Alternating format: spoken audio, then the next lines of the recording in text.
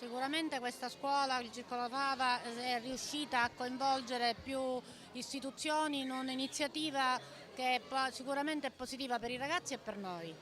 La preside capo di casa ci invita come amministrazione, noi siamo felici di partecipare e di coinvolgerci in questa esperienza che chiaramente rappresenta temi importanti verso quelli che sono la collettività, l'attenzione alla donna, a quello che è chiaramente un monito contro la violenza, perché questo è un messaggio che deve essere veicolato soprattutto attraverso i bambini che sono chiaramente il nostro futuro e quindi coloro che devono trasmettere un messaggio d'amore e di gioia. Ringraziamo tutti i partecipanti, c'è stata una folta platea a partire da quelle che sono state la presenza di molti amministratori dei comuni qui limitrofi, nonché delle forze armate, della Chiesa, insomma un po' tutti, per cui ringraziamo veramente tutti per il coinvolgimento e per la presenza a queste manifestazioni importanti per la collettività. Ringrazio il CD Fava e in particolare il dirigente scolastico per l'invito che ci hanno fatto a partecipare a questo evento. Noi partecipiamo per il secondo anno consecutivo, l'anno scorso si è parlato di bullismo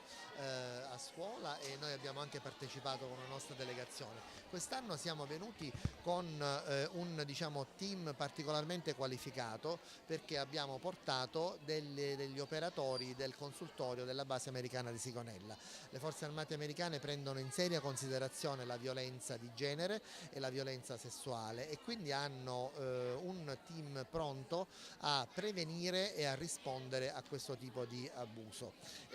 Oggi abbiamo avuto la presenza di una psicologa, una nostra dottoressa psicologa, di un ufficiale che è un avvocato e di militari che hanno parlato e che si occupano proprio della rete antiviolenza e si occupano di rispondere e di fare prevenzione in questo settore. Ringrazio ovviamente la preside che ci ha invitato. Noi siamo qui per rafforzare quello che è il motto delle istituzioni, innanzitutto con la presenza, perché siamo fortemente convinti che se le istituzioni sono presenti sul territorio la gente avanza. Se le istituzioni purtroppo, come succedeva un tempo, sono assenti, la gente arretra e non denuncia. Invece questo è fondamentale perché la denuncia nasce grazie alla comunicazione, alla formazione e informazione che avviene per mezzo di questi eventi importantissimi, far conoscere alla gente, alla solitudine di molte donne che ci sono le istituzioni, che ci sono dei giovani che comunque presentano e pensano